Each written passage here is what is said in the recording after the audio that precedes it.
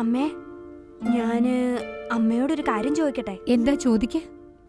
അതായത് അച്ഛനോട് പറഞ്ഞ് എന്റെ ശമ്പളം ഒന്ന് നേരത്തെ എടുത്തു തരാൻ പറ്റുമോ ചോദിക്കാവോ? എനിക്ക് വേണം. ശമ്പളമോ?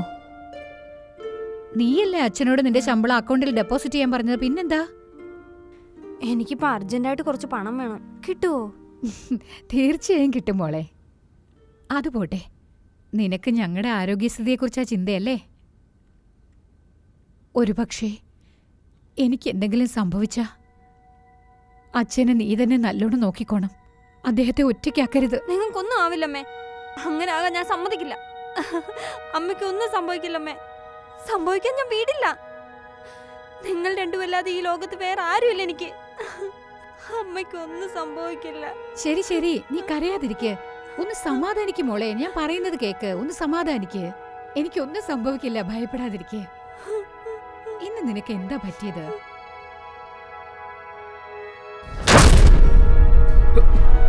ഈ മര്യാദക്ക് കാശ് തരുന്നുണ്ടോ അതോ ഇല്ലയോ? ഞാൻ കാശ് തരില്ല. 10 പൈസ ഞാൻ തരില്ല.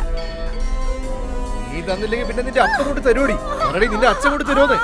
കാശ് താ. ഞാൻ തരുന്ന കാശ് കൊണ്ട് നീ മദ്യപിക്കും. നീ മദ്യത്തിന് അടിമയായി കഴിഞ്ഞു. വിടടാ എന്നെ. നിന്നെ ഞാൻ കൊല്ലുവോടി. നിന്നെ ഞാൻ കൊല്ലുകളയും.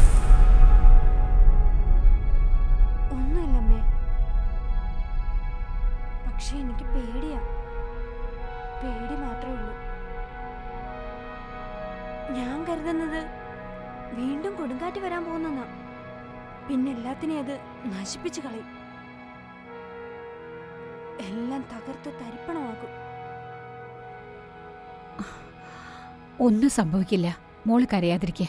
നീ പേടിക്കുന്ന പോലെ ഒന്നും നടക്കില്ല മോളെ. വിഷമിക്കണ്ട കേട്ടോ. നീയൊരു പൊട്ടിയാ.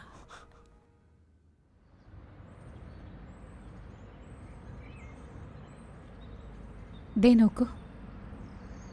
പറ. എനിക്കൊരു കാര്യം പറയാനുണ്ടായിരുന്നു. പറയൂ.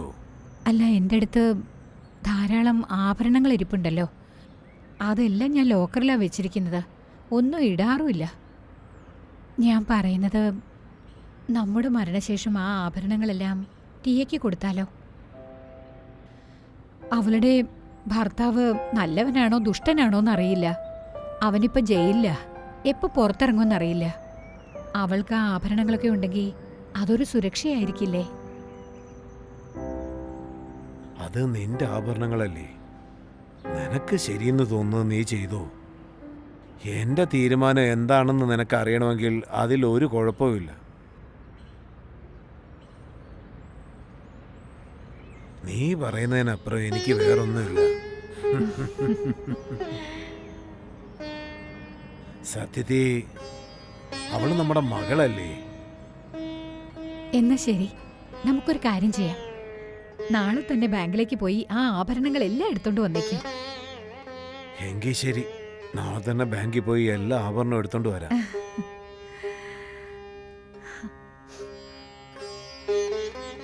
രണ്ടുപേരും ഇവിടെയാണോ?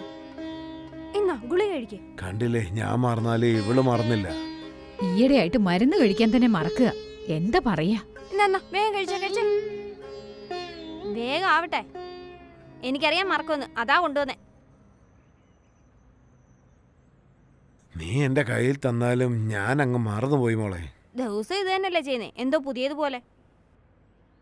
നീ ഇല്ലെങ്കിൽ എന്റെ സ്ഥിതി എന്താവുമെന്ന് എനിക്കൊന്നും അറിയില്ല. മതി. എനിക്ക് അടുക്കള കുറെ ജോലിയുണ്ട്. ഇപ്പൊ പുകഴ്ത്തലിച്ചിട്ട് കൂടുന്നുണ്ട് കേട്ടോ. ഒരു പാവം പിടിച്ച പെണ്ണായി.